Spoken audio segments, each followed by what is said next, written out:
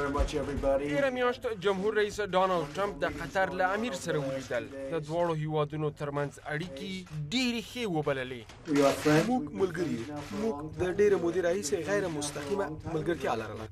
ټرمپ د سعودي عربستان او د دریو نورو ګاونډیو هیوادونو لخوا د قطر سره د هر ډول اړیکو د ختمولو پریکړه وستایله. دغو هیوادونو پر قطر باندې د ایران او د یو شمېر سختدریځو ډلو د ملاتړ کولو تور لګولی دی. نیوکې او اندېښنې ډېرې پخوانۍ وې، خو په دومره چټکتیا د هر ډول اړیکو د ختمولو پریکړه حیرانوونکې ده.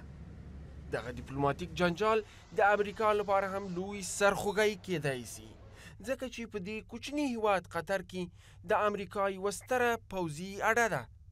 په قطر کې 11,000 امریکایي سرتیري میشت دي او همدا هوایي اډه د داعش او نورو ترهګرو ډلو پر ضد په عملیاتو کې ستر نقش لوبوي. ډېره ستره پوځي اډه ده. په منځني ختیځ کې د امریکایي ځواکونو تر ټولو ستره پوځي اډه ده.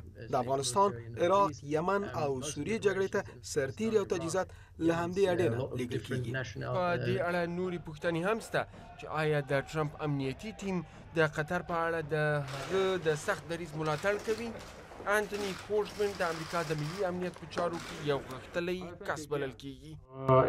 دا واضح نه ده چې د دفاع وزارت د بهرنیو چارو وزارت او د ملي امنیت سلاکار د ټرمپ سره همغږي وي. فکر کوم موږ باید نور انتظار وکړو.